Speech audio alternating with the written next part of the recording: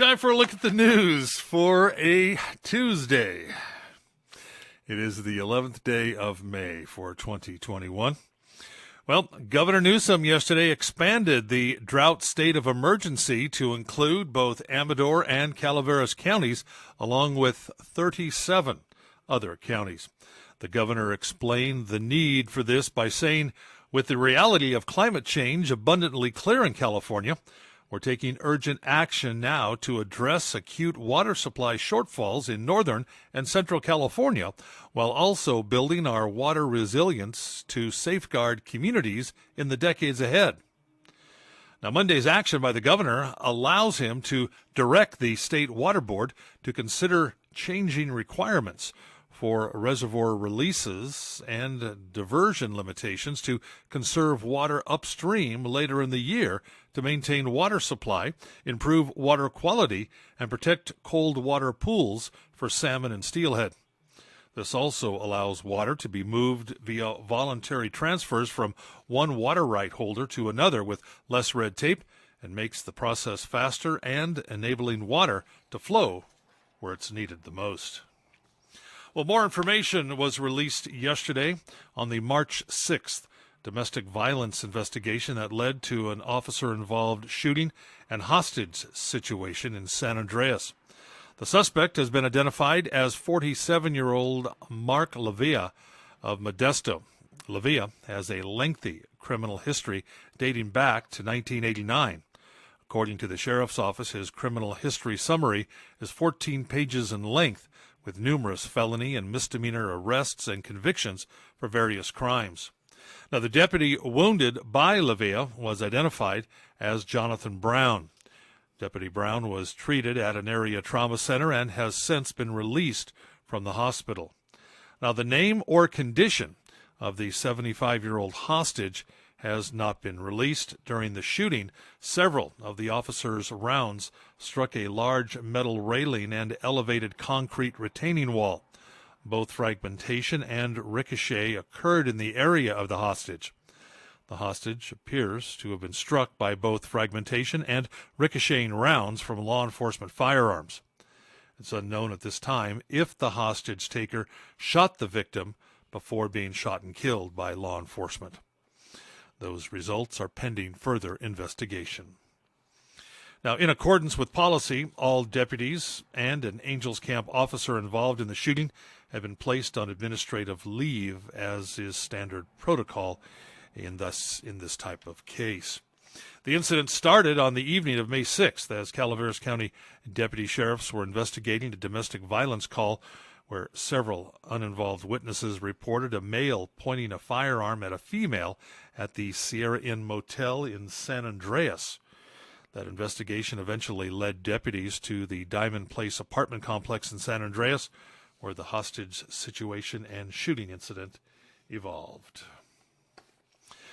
Well, Calaveras County firefighters, along with CAL FIRE, rolled to a roadside vegetation fire yesterday afternoon. The fire started along Highway 12, south of Highway 26, near downtown Valley Springs. Crews were able to quickly contain the blaze to half an acre. The cause of the fire? Under investigation by CAL FIRE.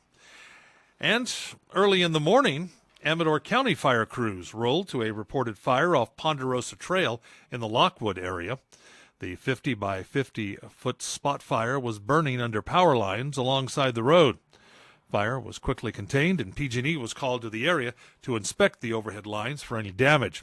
Now, with temperatures again expected in the upper 80s to low 90s and red flag warnings still active in portions of Northern California, CAL FIRE reminds residents throughout the foothills that all outdoor burning has been suspended for the remainder of the fire season. And with just about a week left until the 2020 tax year filing deadline, which is May 17th, by the way, PG&E warns customers to protect themselves from an increase in scams involving people posing as PG&E employees. According to the IRS, scammers are impersonating utility workers, trying to steal financial information from unsuspecting victims to file fraudulent tax returns in their names and then collect their refunds. These imposters can be convincing and are also stealing money from gas and electric customers by contacting them to ask for immediate payment to avoid service disconnection. PG&E points to these signs of a potential scam: a threat to disconnect, a request for immediate payment or payment with a prepaid card, and a refund or rebate. Scammers tend to target those who are most vulnerable and who may be particularly worried about potential disruption of their gas or electric service, but anyone can be a target. If you're concerned about a call regarding a past due bill, service request, or a request for personal information, call PG&E 1-800-743-5000. And today from noon to 4, the Amador County Public Health Department will host a COVID-19 vaccine clinic. Today, it will feature Johnson & Johnson and Pfizer.